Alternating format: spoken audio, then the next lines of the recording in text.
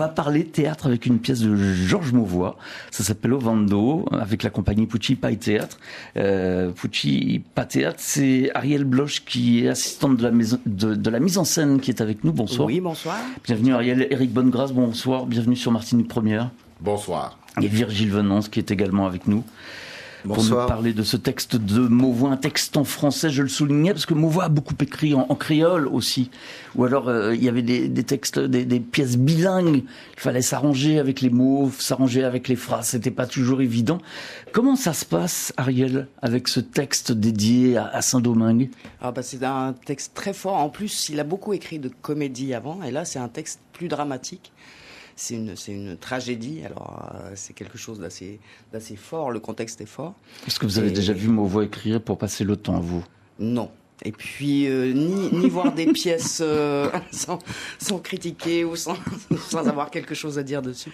Non, c'est quelqu'un de formidable et sa pièce est vraiment très très forte. Elle est lisible en plus au fur et à mesure. De temps en temps, il y a des pièces qui s'épuisent un petit peu au fur et à mesure qu'on y travaille. Et puis celle-là, au contraire, elle s'ouvre au fur et à mesure. Il y a des premières strates. Après, on est dans la géologie de la pièce. Et il y a toujours des choses à découvrir. Alors, Ariel, vous êtes assistante pour la mise en scène, puisque le metteur en scène n'est autre que l'incontournable Yvan Labéjoff, qui doit être content de retrouver un théâtre, de retrouver une scène. Oui. Et puis c'est un grand monsieur. Et puis c'est un grand plaisir de travailler avec. Comment ça se passe? C'est un gentleman. Oui, c'est ça. Il vous appelle de loin et il vous dit Ariel, je ne crois pas que cela se fasse comme ça. Je propose plutôt que cela fasse comme ceci. Qu'est-ce que vous en pensez? On arrive à discuter très bien. Il est très gentleman, très simple. En même temps, on rit en disant « Oh, cher maître !» Non, c'est quelqu'un de vraiment formidable et qui a une vision du théâtre qui est évidente. Enfin, on la comprend vite, il a son univers, il arrive à le faire partager aux comédiens et à son assistante pour qu'elle l'aide dans la réalisation de cette pièce. Ça devait être riche de travailler avec lui, Éric Bonnegrâce. Oui, parce que il a une vision du texte, des personnages et du jeu qui est assez particulier. Il faut s'accrocher et puis il faut se dire, bon, tiens, il voit d'une certaine manière, donc il donne des voix, il donne des pistes et il faut s'accrocher. Et finalement, au moment où on s'accroche, on est sur le bateau, sans jeu de mots, parce qu'on a aussi un bateau. Vous êtes presque sur les eaux. Nous sommes sur les eaux. Sur une île qui est envahie, qui est conquise par des conquistadors. Nous sommes au XVe siècle. Haïti, c'est Saint-Domingue. En fait, c'est une pièce qui relate d'un fait historique. Oui, nous sommes déjà on a déjà laissé le XVe, nous sommes au début du XVIe. On est en 1504 pour situer la période. Et c'est vrai, il s'est inspiré de faits réels, de personnages existants, entre autres. Je vais laisser mon avis Virgile. Virgile, je lui posais des questions. Oui. Mais non, continuez, je dis ça. Éric, vous m'intéressez. Oui, parce que c'est une période où l'Europe décide d'envahir le monde. Il l'envahit, il rencontre des gens et ils disent que ces gens n'ont pas d'âme et qu'il faut les remplacer et mettre notre humanité à la place de la leur.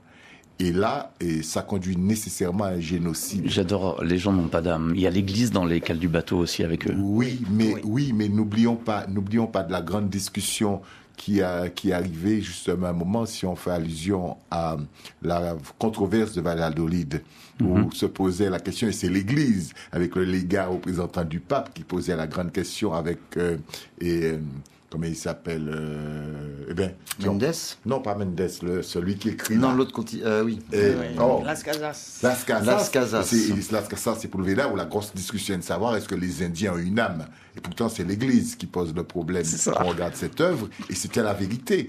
Et il pose aussi ce problème dans la pièce, parce qu'il fait dire à Ovando que c'est seulement lorsque la théologie va trancher qu'il va considérer que ces gens-là qu'il doit exterminer sont des humains. Donc le problème est là. On est dans une période où... C'est raide, même les mots que tu emploies là sont difficiles à entendre. Oui, mais ce sont des guerriers. Ils font pas de cadeaux. Pour eux, n'existe que. C'est très tournés sur eux-mêmes, c'est très sur l'Europe qui est tournée vers l'Europe. C'est pas une ouverture. Ils vont pas faire de cadeaux. Ils vont pas à la découverte, parce que quand on va à la découverte, on est dans un échange avec des gens, on comprend, mais Au contraire, on va s'intéresser à l'autre. Oui, on s'intéresse à l'autre. Mais là, celui qui est là n'existe pas. Donc il n'a pas de raison d'être. Ils nous empêchent de prendre ça pour leur propre terre et ils veulent nous imposer autre chose. Donc l'Européen qui arrive, il ne voit pas pourquoi, il va les garder. Ce sont des obstacles naturels. À contrario, quand on va à Saint-Domingue, qu'est-ce qu'on voit? La belle statue, c'est vrai, on ne peut pas... J'ai vu, j'en croyais pas. C'est incroyable. On peut pas... Alors, c'est à eux de déboulonner s'ils ont envie de déboulonner. Mais c'est un marqueur de l'histoire, on le voit. Et dire je fais table rase et que mon histoire n'existe pas, peut-être qu'il faut rappeler, c'est pour rappeler simplement à la jeunesse de Saint-Domingue ce qu'il a fait, son rôle. Donc on parle de Christophe Colomb, là. Oui, non, mais Christophe Colomb est avant, et Ovando. Je suis dans Ovando. Christophe Colomb arrive 10 ans avant. Mais il y a la statue de Christophe Colomb, je ne sais pas si... Il y a la statue d'Ovando aussi? Bien sûr, c'est la statue d'Ovando. Il y a sa forteresse. Il y a la forteresse qu'il a créée, qui est encore debout. Il y a quand même des traces. Il y a encore des traces de ce moment de l'histoire, et on peut pas l'ignorer. Il va demander aux Antillais, aux Caribéens, oubliez votre histoire, c'est là, bien sûr. Il faut pouvoir dépasser.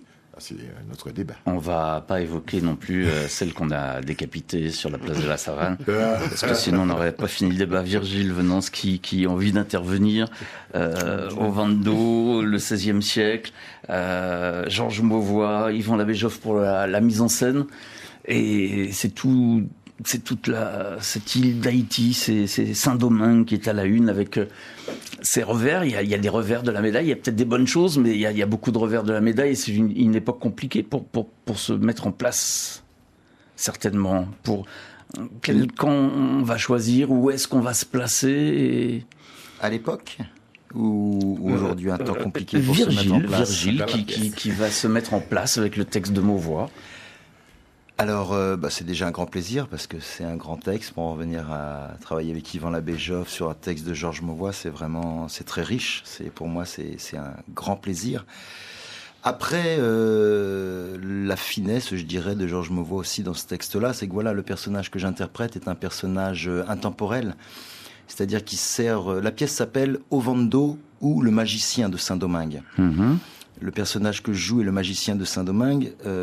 Georges Mauvois se sert d'un personnage du XXIe siècle aujourd'hui, même s'il l'a écrit au XXe siècle. Cette pièce-là, d'où ce que disait Ariel, cette pièce ne vieillit pas.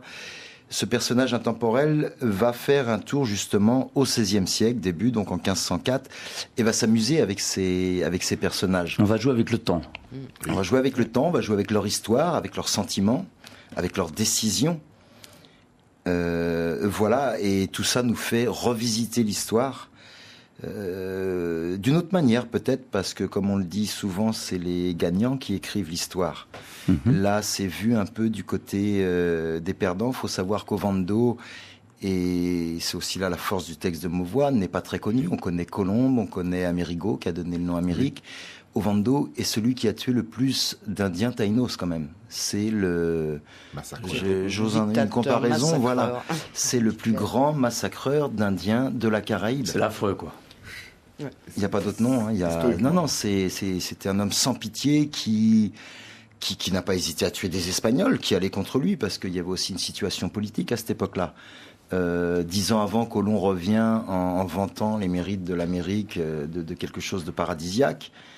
Bobadilla est un peu plus dur. Colomb se plaint de Bobadilla, demande à ce qu'on le change, et du coup arrive Ovando, qui lui va mettre en place, comme il le dit, une nouvelle Espagne. Qu'est-ce qui le pousse à faire ça? Qu'est-ce qui nous pousse toujours à faire ça? Je la trouve très actuelle, cette pièce. Justement. Eric disait ça tout à l'heure, mais on a toujours ce regard sur nous-mêmes, on a très peu d'échanges, je trouve encore. On commence à se dire, tiens, échangeons avec les autres. Mais l'Europe a toujours été un regard sur soi-même. Nous, on sait, et on va vers les autres. On va vous apprendre. Et je trouve que l'Occident est comme ça. L'Occident est comme ça. Et je trouve que ça n'a pas changé, c'est toujours pareil. Et c'est là où cette pièce est très actuelle, je trouve.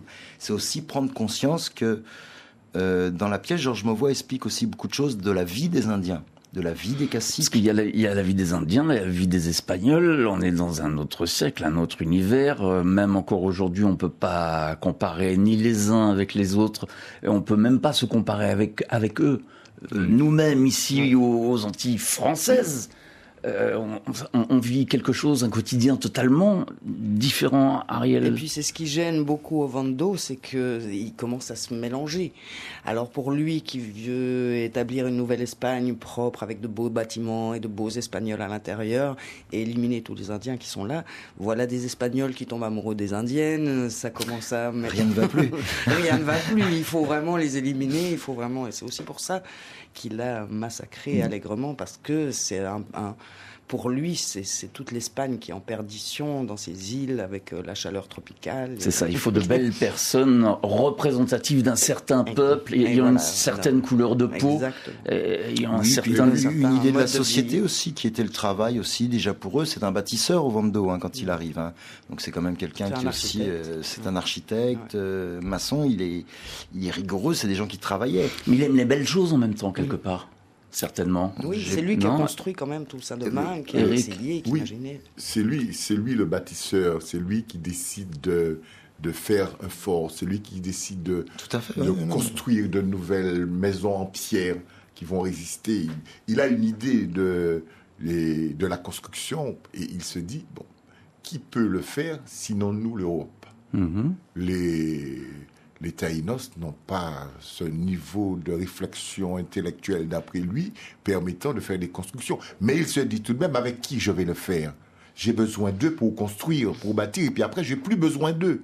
C'est ça son fondement, c'est sa vision. C'est sa vision. Lui, il arrive, il se dit, bon, on va pas être gentil avec ces gens-là. L'Espagne est un peu trop gentille avec ces gens-là. C'est pas qu'il veut pas être gentil, c'est qu'il s'en fout de ces gens-là. Oui, il s'en fout, mais justement, il se dit qu'il ne veut pas être gentil parce que ces gens-là n'ont Il fera pas de valeur. cadeau, il y a pas fera besoin. pas de cadeau. Et il va à l'encontre des décisions royales. C'est-à-dire que même si la reine veut, et il le craint un moment qu'il y a une décision de la reine qui lui dit de stopper, il prend une décision qui est celle de se débarrasser d'une cacique. Il va se débarrasser. Sa vision, c'est celle-là. Tant pis si l'Espagne a une vision un peu plus, je mets ça entre guillemets, progressiste. Et pour lui, non. C'est couper tête, et puis on avance. D'accord, que vous soyez d'accord ou pas, on avance, Voilà. j'ai des comptes à rendre, même si j'en ai pas de toute façon, j'ai un travail à faire. Il a Voilà. des projets, voilà. Surtout, Il a des il a projets. des projets et Virgile. il a des projets. Et le projet de construire une nouvelle Espagne, donc avec une architecture espagnole. Et pour ça, il est prêt à tous les sacrifices humains. Je le répète, ils se sont même battus entre Espagnols. Oui. Mhm. Voilà, ceux qui allaient s'accoupler, c'est bon, bah ça va pas. Il veut atteindre son objectif. Oui, il n'y avait pas que des fumiers non plus à une certaine époque sur la Terre. Quand même. Il y avait des gens bien peut-être. Oui, Hein, il y a- nous sommes d'accord. Oui, dans ce monde de brut, on trouvait quand même des gens un peu plus calmes, plus raisonnés. Je crois que... Et il reproche à Colomb, il reproche à Colomb justement son humanité. Il dit que Colomb est trop humain envers les... Trop souple. Oui, parce que lui, c'est une autre humanité. Son humanité, c'est le modèle européen, le modèle espagnol. Qu'on a dit- su perpétrer jusqu'à encore aujourd'hui. Hein. C'est un peu une copie conforme apparemment. Et puis Quel est- c'est un peu la force de la pièce, c'est qu'il a rajouté un personnage qui représente Diego Mendes, Alors là, qui on est parle l'aide de... Il a rajouté, on parle de Mauvois, justement, Mauvois. le regard de Mauvois, parce Mauvois. qu'on a évoqué un petit peu l'histoire, là. Le regard de Mauvois sur cette anthologie, on va dire. Ariel Bloch. Il nous donne la grande vision d'un... On peut pas appeler ça différemment qu'un dictateur qui établit ses lois, mais qui a l'impression d'être quelqu'un de tout à fait normal et tout à fait de faire son travail de bâtisseur, un grand Il se pose pas de bâtisseur. question, il est équilibré, il est sain de corps et d'esprit. Et en balance, on a justement là, un confident de Christophe Colomb qui vient, Diego Mendes, et qui a un regard quand même, qui pose des questions. Est-ce que vous pensez quand même que Dieu ne croit pas que ces êtres-là ont une âme? Est-ce que quand même ce ne seraient pas des humains? Qui ouvre une piste? Et puis au milieu d'eux, il y a le personnage que joue Eric, qui, comme tous les politiques, c'est le secrétaire de Vando. Donc il essaie de renifler de quel côté vient le vent. Il va suivre Vando si ça rapporte. Il est au courant de tous les petits secrets et il va se mettre bien. Voilà, mais si Mendes a raison de soutenir la reine, peut-être qu'il a son avantage. Il va manger à tous les râteliers, c'est ça? Mais absolument. Et s'il veut être calife à la place du calife, ça ne lui pose pas de problème. S'il peut trahir, il trahit sans problème. Parce qu'il se rend compte que si d'Espagne arrivent des ordres qui demandent de destituer Ovando, pourquoi pas lui, Medina? Pourquoi ne peut-il pas devenir gouverneur de Saint-Domingue? Why not? Oui. Donc, il est sur une balance. Si très ça va à politique, gauche, il va à gauche. S'il va à droite, il va à droite. Ça me rappelle des gens, c'est incroyable. C'est terrible, ça. Des gens qui sont là et qu'on a élus il n'y a pas si C'est très longtemps. politique et c'est très actuel aussi. Ça me rappelle une chanson de Dutronc, moi. Virgile, j'ai changé ma veste, c'est ça? C'est ça, l'opportuniste. C'est ça, nous sommes d'accord. Virgile, ton rôle dans cette histoire, Ovando, donc Éric Bonnegrâce, c'est le secrétaire de monsieur Ovando, c'est ça.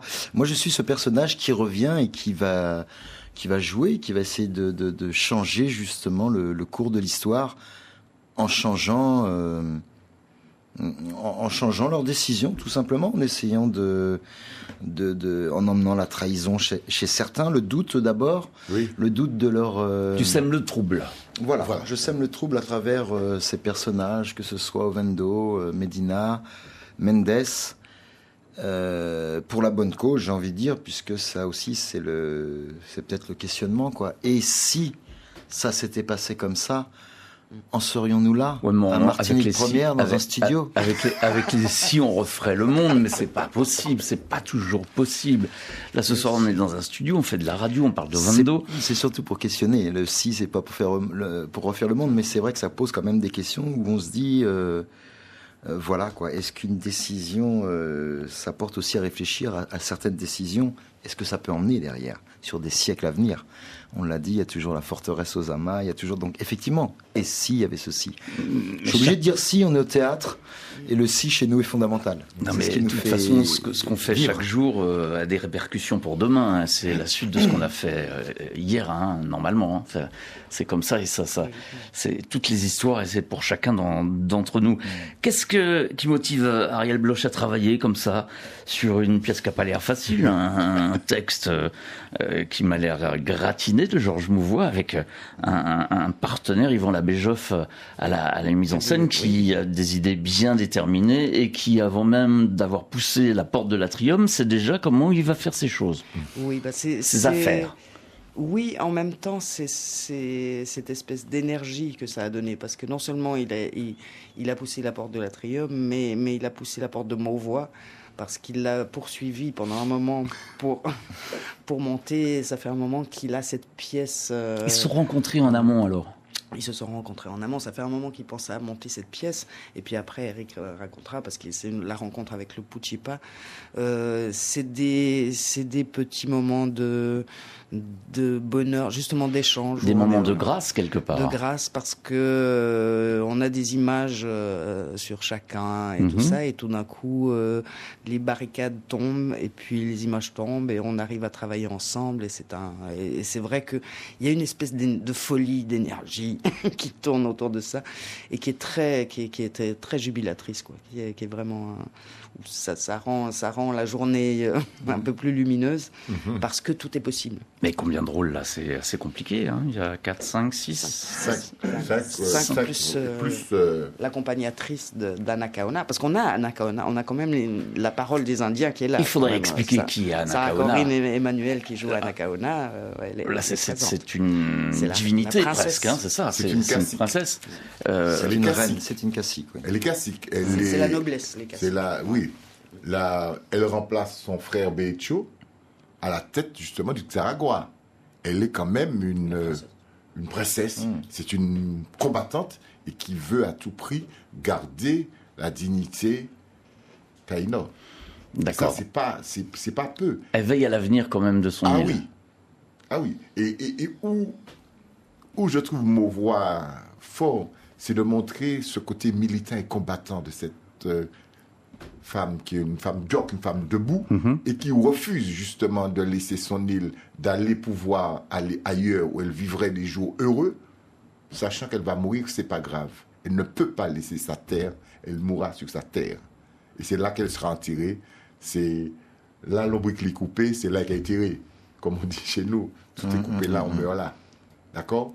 Non, mais je crois que Mauvois a donné beaucoup de force à ce personnage, même si elle n'apparaît pas aussi longtemps qu'Ovendo, mais elle est là tout le temps dans la pièce. Elle règne. Oui, on Même sait. dans l'ombre, on sait qu'elle est là. On sait qu'elle est là. Tout le monde en parle. Tout le monde en parle. Lui, il arrive, il se dit, bon Dieu, cette Lui, c'est femme... Virgile. Oui, Enfin, c'est- Virgile. Non, je parlais du personnage, personnage de Bolbero. Bolbero. Le personnage de Virgile. Je parlais du Bolbero. personnage de Bolbero, c'est bien lui qui l'interprète. Mais ce personnage de Bolbero, dès le départ, dit, il faut la sauver. C'est là son petit côté. Ouais, mais Bolbero, il est prêt à aller partout et à oui, faire mais- tout pour que tout aille bien, aille pour le mieux, mais en fait, c'est mal barré, c'est mal Mais parti, ça va être compliqué. l'histoire est déjà écrite. C'est ça. Est-ce qu'on peut changer l'histoire? Est-ce qu'on peut changer l'histoire? Et c'est ça qui est fondamental. Est-ce qu'on peut revenir et changer l'histoire? Ce que Bolbero tente de faire. Anna Kavanagh, tout le monde connaît son portrait, il suffit d'aller dans sa discothèque. Oui. C'est sur l'album Maté Bis, l'album de Malavoie, où il y a une superbe toile haïtienne, et c'est cette princesse, Oui. Moi j'appelle ça une divinité, parce qu'elle a l'air belle. Ah, Elle est belle, elle est séduisante, et apparemment elle en avait dans la tête, donc c'est une femme joke, tu l'as bien dit Eric, Oui. hein. C'est une femme qui se laissait pas faire, et la pièce va le prouver. Ah oui, Ah bah oui. ah oui. Et il le dit également, il y a une réplique qui... Tout le monde convient que cette indienne est le plus beau morceau de tout le pays, monseigneur. Le plus beau morceau. Est-ce une façon de s'exprimer alors que Ariel est là? Ariel, aucune... Oui, alors au niveau du un morceau Alors- s'exprime. En tant que femme. Mais c'est une pièce aussi. Derrière, il y a une trame. On peut la lire du niveau féministe parce que c'est vrai que c'est une femme. Elle est princesse. Elle règne sur les autres. Et puis, c'est elle qui a l'interrogation, le pourquoi, qui a essayé d'accueillir les gens, qui se remet en question, qui essaie de comprendre qu'est-ce qui s'est passé. C'est le personnage le plus humain, le plus riche et le plus. Et en cela, je pense il y a une lecture féministe de la pièce. Mais elle a un certain pouvoir. On est au XVIe siècle, on le rappelait tout à l'heure, ça devait pas être évident. Oui, elle a été la sœur, donc un peu en dessous de son frère le prince, mais dès qu'il est mort, c'est elle qui est devenue princesse et les gens la respectaient. Et elle existe, elle a sa force, mais cette force, c'est pas, elle est mise en opposition par rapport à la force de Ovando, qui est sur le pouvoir, qui est une force masculine, qui essaye d'obtenir des choses vite fait, bien fait, propre, bien. Elle pense à la nature, elle pense aux choses, elle pense aux vies, qu'est-ce qui naît. Elle parle beaucoup de la rivière. C'est plein de symboles, donc, c'est dans plein de le- symboles. Elle dit, voilà. Dans l'écriture. Vous êtes venus pour prendre les choses, nos dieux, parce qu'il y a aussi une Elle est différence posée entre... comme ça ou elle tape Oui, du poing sur la elle a table du caractère, hein, quand même. Elle a du caractère, elle a beaucoup de caractère. Oui. ouais. Oui. Mais il y a aussi l'opposition chrétienne entre un dieu unique et les dieux multiples des Taïnos. Elle dit, nos dieux ne sont pas hypocrites, ils sont méchants, ils sont bons, ils sont graves, ils sont joyeux. Ils sont sombres. Mais toujours, ils sont francs. Mais toujours, ils sont francs. Non, mais chacun choisit ses dieux, hein, moi, à mon avis. hein. C'est aussi un choc, c'est deux civilisations qui se rencontrent et il le fait bien voir, quoi, c'est bien ressenti. Ouais. Mais même à ce niveau-là, on vit ça encore aujourd'hui. Absolument. C'est terrible. Ouais. Hein, alors qu'on a le droit, moi j'ai le Dieu, j'ai mon Dieu, c'est peut-être un autre que le tien, et alors qu'est-ce que ça peut faire? Oui. Mais malheureusement, les hommes ont toujours pensé et toujours affirmé le contraire. Et ça, c'est terrible, ça fait froid dans le dos. Compliqué le texte de Mauvois. Je sais que vous avez peut-être rencontré déjà des scolaires pour cette pièce Ovando. Ariel ce matin, qui veut me parler de ce qui s'est passé ce matin. C'était la première, Virgile? Oui, c'était la première et par rapport peut-être à ce qu'on disait, moi j'ai trouvé des choses intéressantes au niveau des jeunes qui ont très bien réagi. Enfin, moi j'aime beaucoup jouer devant les jeunes. Mais par rapport peut-être à ce sexisme que peut amener, que n'amène pas la pièce, c'est l'époque qui voulait ça aussi. Hein, c'est peut-être que dénonce la pièce, pardon. C'est l'époque qui voulait ça, et là on a des jeunes qui ont réagi à ça justement sur certaines paroles qui peuvent être dures, vu qu'aujourd'hui à l'école on leur apprend justement toute cette délinquance verbale qu'on peut avoir du garçon vers la fille. Vous voyez les salles réflexions. En ce moment il y a un gros travail qui est fait au niveau des écoles qui est très bien. Mais ils ont réagi tout à l'heure. Oui. Voilà, quand Wando parle mal ou même là sur. Ils étaient choqués alors. Bien sûr. Non. Comme quoi le message passe très bien, le nôtre, je pense, mais ce qu'ils apprennent aussi également. Il y a un renouveau alors dans la jeunesse là. Ça... Oui, ils se sont soulevés. Hein, à chaque fois qu'il y a eu des insultes ou des choses pas bien sur Anna Kaona, les jeunes étaient là. Et, les garçons aussi. Alors après, je vais pas vous dire, j'étais en 1504 ce matin. Quand je joue, je regarde pas la salle. Non, il y avait des garçons aussi.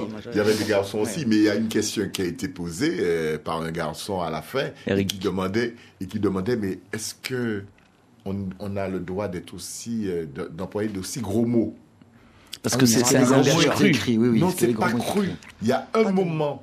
Il y a un mot. Il y a quelques échanges, mais il y a très peu de mots, mais ça les a marqués parce que le moment est très fort sur une opposition entre Anna Kaona et donc on se laisse aller et puis on y va, on dit ce qu'on a envie de dire et peu importe.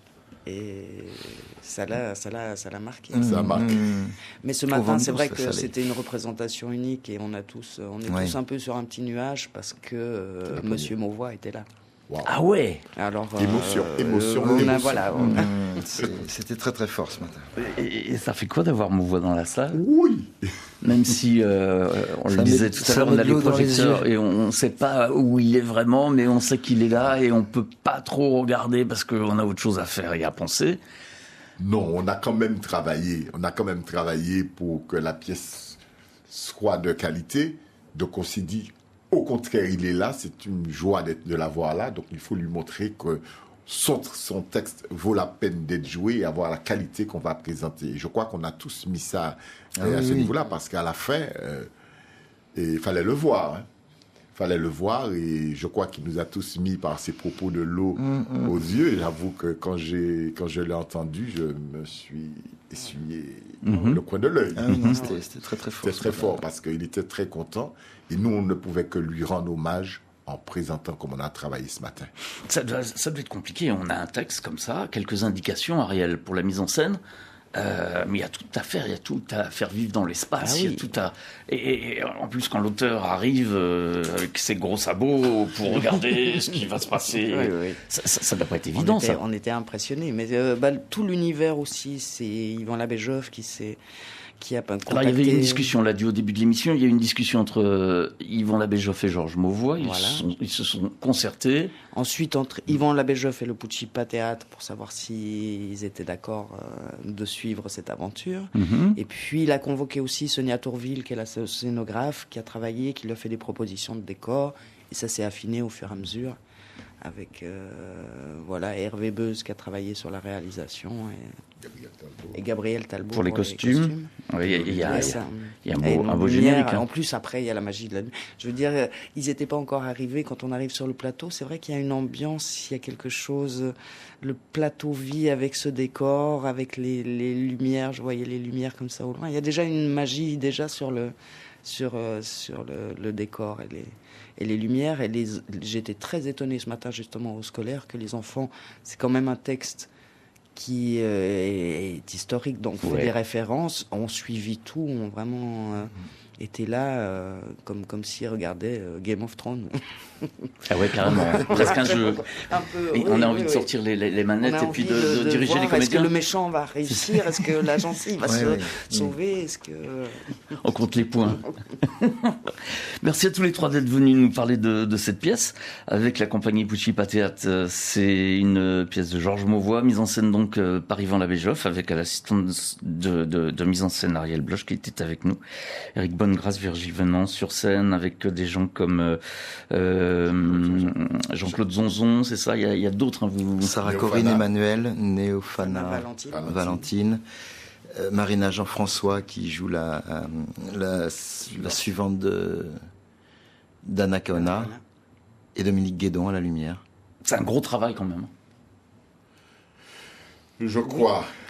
Je crois que ça a demandé. Il y a eu des moments de sueur froide, il y a eu des moments d'angoisse, mais je crois que c'est toute création passe par là, et c'est justement de ces moments-là que naissent des choses merveilleuses. Merci beaucoup d'être venu. Rendez-vous samedi soir à partir de 19h, c'est ça, pour le lever de rideau?